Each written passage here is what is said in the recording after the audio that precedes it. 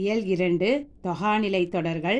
உங்களுக்கு important 2 mark 1 mark questions இதிலேருந்து தான் இயல் 2ல் அதிகமாக கேட்குறாங்க உங்களுக்கு லெசனை விட.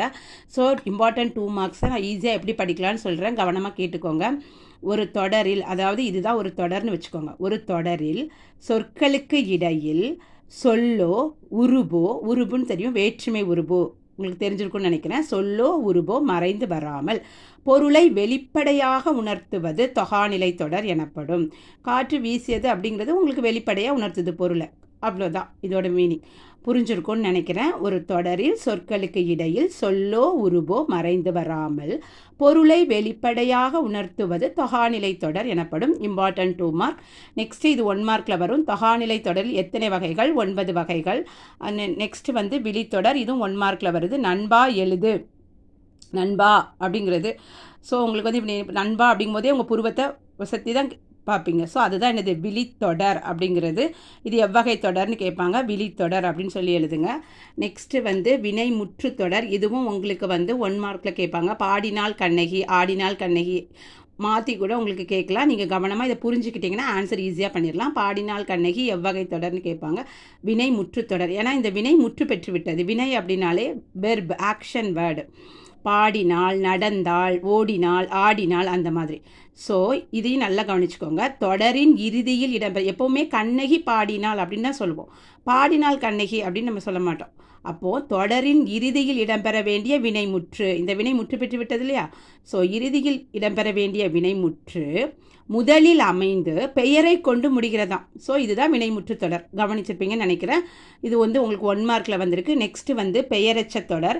இது பாருங்கள், முற்று பெறாத வினை பெயர் சொல்லை கொண்டு முடிவது பெயரெச்ச தொடர்.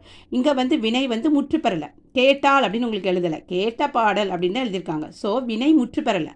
ஸோ முற்று பெறாத வினை பெயர் சொல்லை கொண்டு முடிவது தான் பெயரெச்ச தொடர் எனப்படும். வினையச்ச தொடர் அதுவும் சேமாக தான் இருக்கும். இங்கே முற்று பெறாத வினை வினைச்சொல்லை கொண்டு முடியுது, அவ்வளோதான். அங்கே பெயர் சொல் சொல்வாங்க, இங்கே முற்று பெறாத வினை வினைச்சொல்லை கொண்டு முடிவது வினையச்ச தொடர் ஆகும். இது உங்களுக்கு இம்பார்ட்டன்ட் 2 மார்க்ஸ். ஸோ கவனமாக படிச்சுக்கோங்க. நெக்ஸ்ட்டு வேற்றுமை தொடர். வேற்றுமை தொடர் உங்களுக்கு 1 மார்க் கொஸ்டின்ஸில் தான் அதிகமாக கேட்குறாங்க. அறிஞருக்கு பொன்னாடை, அதை மாற்றி கூட கேட்கலாம். அறிஞருக்கு நூல் அப்படின்னு சொல்லி கேட்கலாம். இதை இத்தொடர்களில் பொருளை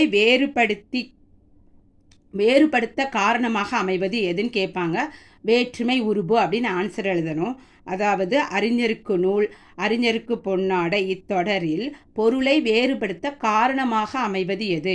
அன்பால் காட்டினார் அப்படின்னு சொல்லிட்டு உங்களுக்கு இந்த ஆள் அப்படிங்கிறது வேற்றுமை உருபு. இதை காரணமாக அமைவது வேற்றுமை உருபுன்னு ஆன்சர் இருக்கணும். இது உங்களுக்கு சூஸில் வரும், கவனமாக பார்த்துக்கோங்க. நெக்ஸ்ட் அடுக்கு தொடர், இம்பார்ட்டன்ட் 2 மார்க். அதாவது ஒரு சொல் 2 அல்லது 3 முறை அடுக்கி தொடர்வது அடுக்கு தொடர் எனப்படும். எடுத்துக்காட்டு, வருக வருக. ஒரு சொல் 2 அல்லது 3 முறை அடுக்கி தொடர்வது. இது பிரித்தால் பொருள் தரும். இது உங்களுக்கு கொடுக்கல, ஆனால் புரிஞ்சுக்கோங்க. அடுக்கு தொடர் பிரித்தால் பொருள் தரும், அவ்வளோதான். அடுத்து இங்கே உரிச்சொல் தொடர்னு இருக்கும்.